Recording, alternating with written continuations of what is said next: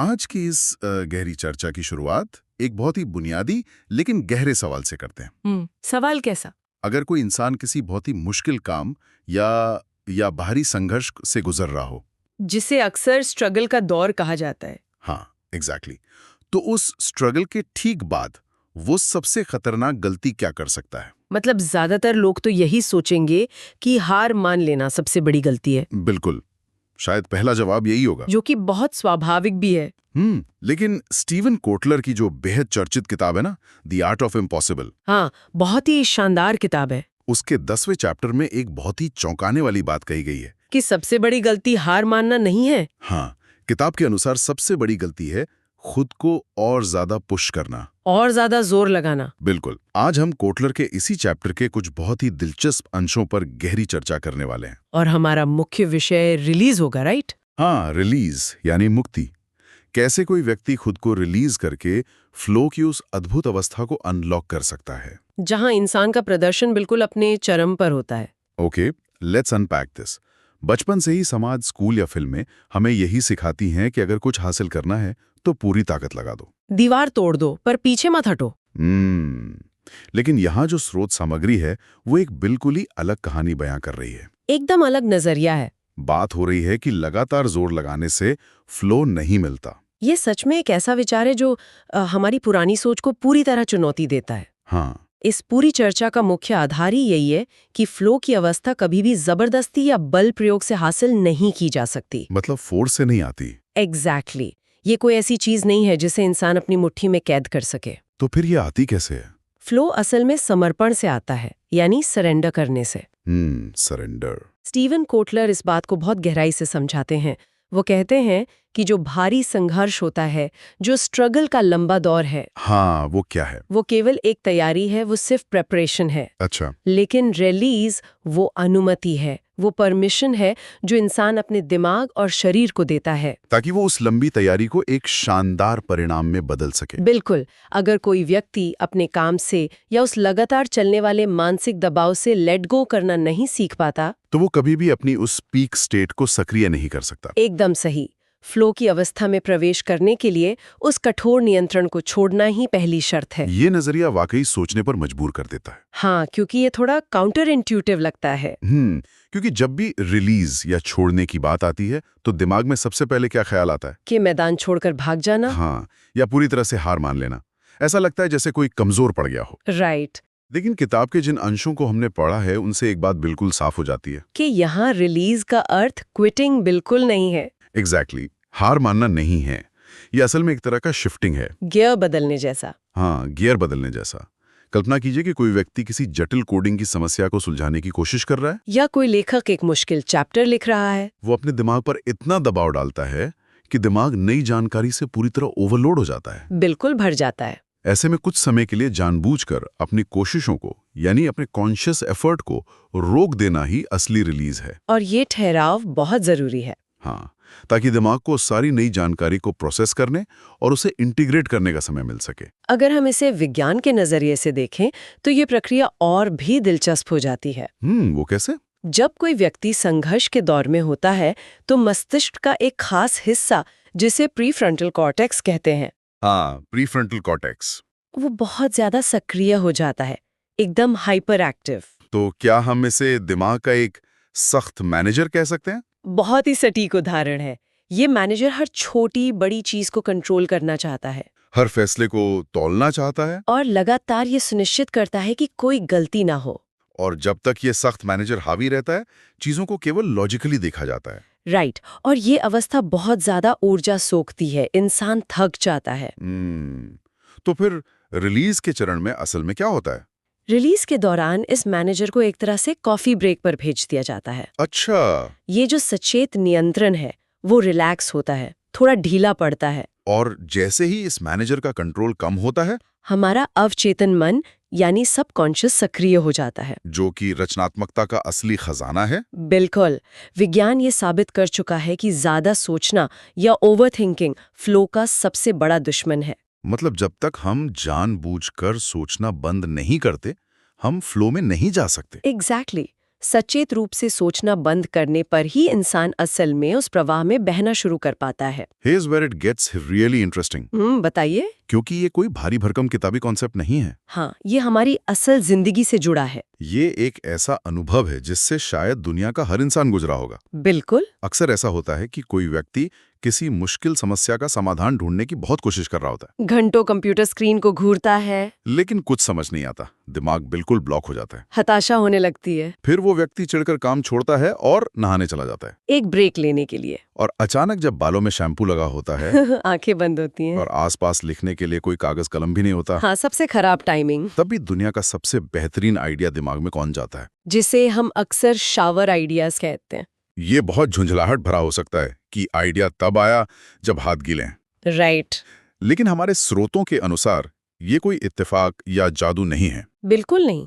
या फिर देर रात को जब दिमाग शांत होता है तब अचानक से कोई उलझन सुलझ जाती है, या टहलते हुए कोई ब्रेक थ्रू मिल जाता है। ये सब रिलीज की ही शक्ति है ना। जी हाँ, और लोग अक्सर इसे कोई चमत्कार मान लेते हैं। पर असल में ऐसा नहीं है। नहीं, इसके पीछे एक बहुत ही ठोस न्यूरोबायोलॉजिकल प्रक्रिया काम कर रही होती है। अच्छा। जब कोई अचानक काम से ब्रेक लेता है और दिमाग को उस भारी स्ट्रगल से दूर ले जाता है, तो शरीर के अंदर क्या होता है? शरीर में जो तनाव के हार्मोन होते हैं, विशेषकर कॉर्टिसोल और नॉरेपेनेफ्रिन, उनका स्तर गिरने लगता है। तेजी से गिरने लगता है। तनाव कम होने के साथ ही ब्रेन वेव पैटर्न्स में एक बहुत बड़ा बदलाव आता है। दिमाग की तरंगें बदल जाती हैं। इसे एक उदाहरण से समझते हैं।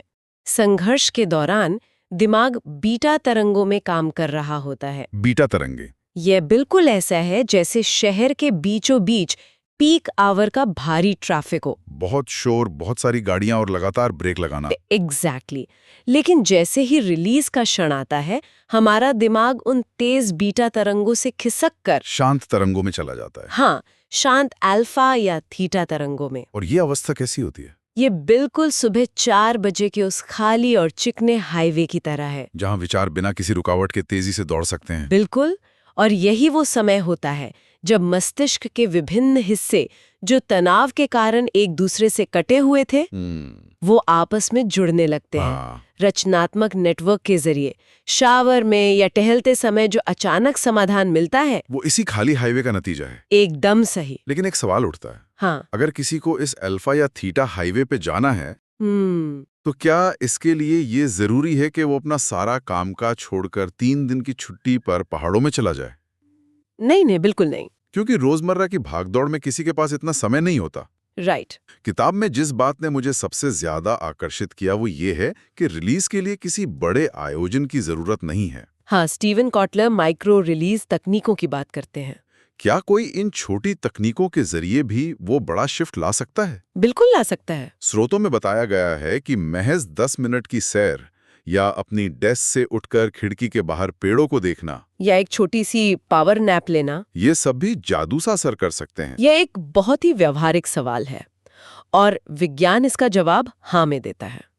मतलब किसी को भी संन्यास लेकर पहाड़ों में जाने की आवश्यकता नहीं है। हाँ, माइक्रो रिलीज असल में हमारे नर्वस सिस्टम को दिए जाने वाले छोटे छोटे रीसेट बटन हैं। Reset button. दुनिया के सबसे बेहतरीन कलाकार, लेखक और रचनात्मक लोग जाने अनजाने में इसी तकनीक का इस्तेमाल करते हैं। जैसे किसी लेखक का उदाहरण लेते हैं जिसे राइटर्स ब्लॉक का सामना करना पड़ रहा है। हाँ, जब वो अपनी डेस्क पर बैठकर कीबोर्ड को घोरते हुए खुद को लिखने के लिए मजबूर करता है, तो वो समस्या कभी नहीं सुलझती, क्योंकि उस समय उसका वो सख्त मैनेजर यानी प्रीफ्रंटल कॉर्टेक्स हावी है। लेकिन जैसे ही वो डेस्क से उठकर बर्तन धोने लगता है या अपने कुत्ते को घुमाने ले जाता है, तो वो सख्त मैनेजर काम से हट जाता है। एग्जैक्टली। ये छोटी सी गतिविधि उस रचनात्मक अवचेतन को काम करने की अनुमति देती है। जब कोई कलाकार सचेत रूप से काम को छोड़ता है, तब असल में पीछे के दरवाजे से उसका अवचेतन उस काम को तेजी से पूरा कर रहा होता है। बिल्कुल सही कहा। यहाँ एक और बात है जो इस पूरी प्रक्रिया को थोड़ा और गहरा बना देती है। वो क्या? स्रोत सामग्री में सिर्फ शारीरिक रूप से काम छोड़ने की बात नहीं की गई है,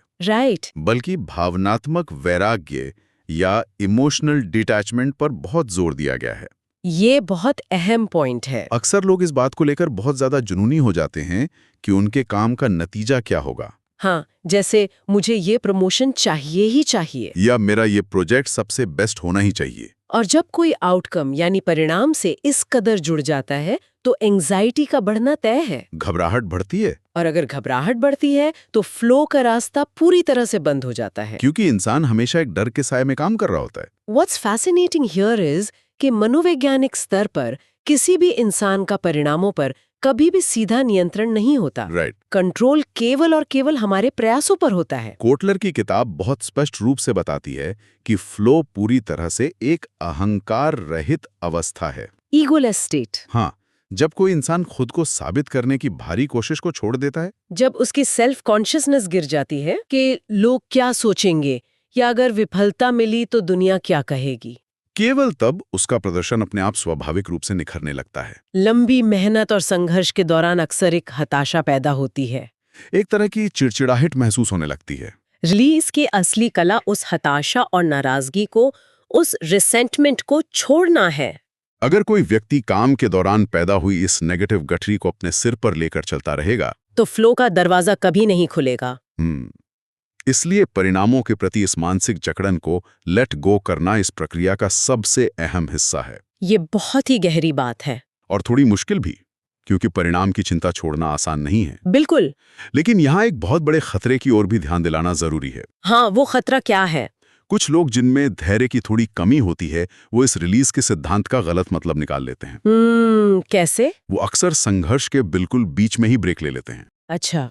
काम पूरा होने से पहले ही। हाँ, जैसे ही काम थोड़ा मुश्किल लगने लगता है या जब दिमाग में थोड़ा सा दर्द होने लगता है, वो तुरंत लैपटॉप बंद कर देते हैं और कहते हैं, अरे मुझे तो रिलीज चाहिए, मैं तो फ्लो में जाने के लिए ब्रेक ले रहा हूँ। लेकिन स्रोत स्पष्ट रूप से चेतावनी देते हैं कि ये रिलीज नहीं है। तो ये क्या है? ये सिर्फ टालमटोल या प्रोक्रास्टिनेशन है। यहाँ टाइमिंग का खेल बहुत ही नाजुक है। ये अंतर समझना सबसे ज्यादा जरूरी है ना? हाँ, जो लोग अपने अपने क्षेत्रों में उच्च स्तर पर प्रदर्शन करते हैं, वो इस नाजुक फर्क को बहुत अच्छी तरह जानते हैं। वो जानते हैं कि रिलीज का जादू केवल तभी काम करेगा जब इंसान संघर्ष के चरण को पूरी ईमानदारी से जी चुका हो। एग्जैक्टली। टाइमिंग ही सब कुछ है। पहले उस चुनौती में पूरी तरह से शामिल होना होता है, जिसे फुली इंगेज होना कहते हैं। जब कोई व्यक्ति अपनी क्षमता के बिल्कुल चरम तक पहुंचकर प्रयास कर चुका हो, जब दिमाग सच में कह दे कि अब और जानकारी प्रोसेस नहीं हो सकती, केवल तब उस काम से खुद को डिटैच करना या अलग करना है।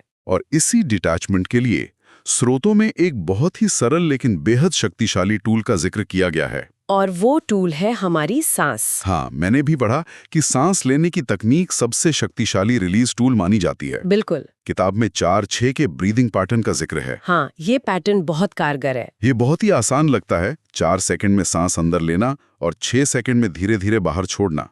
लेकिन क्या महज सांस लेने के तरीके में बदलाव करने से इतना बड़ा शिफ्ट आ सकता है कि इंसान का पूरा नर्वस सिस्टम ही बदल जाए? बिल्कुल आ सकता है।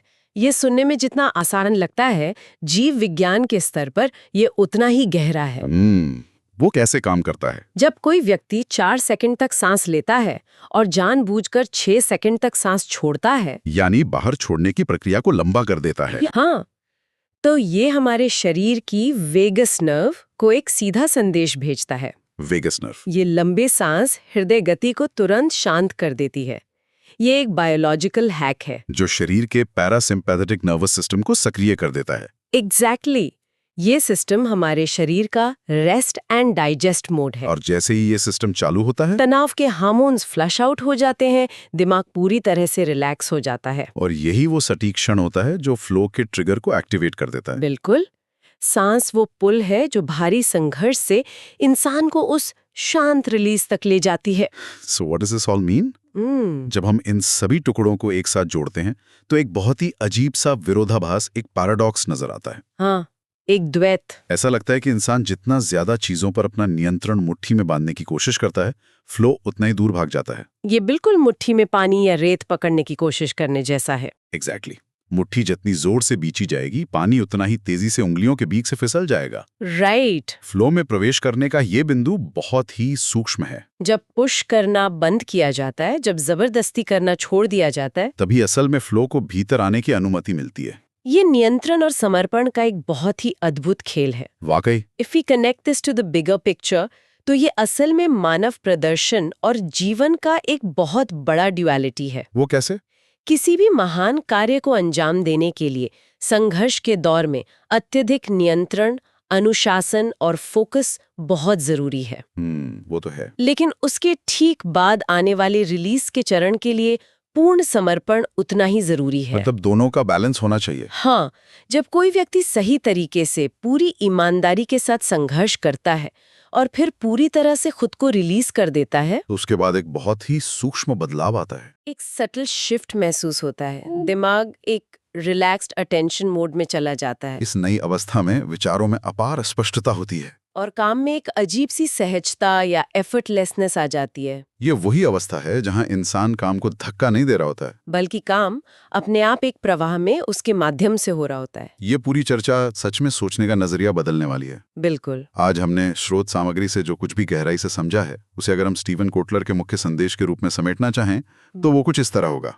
बताइए। संघर्ष इंसान को तैयार करता है, रिलीज उस तैयारी को खोलता है और फ्लो इंसान को पूरी तरह से बदल देता है। Struggle prepares, release unlocks and flow transforms. जीवन के हर बड़े क्षेत्र में यही पैटर्न काम करता है।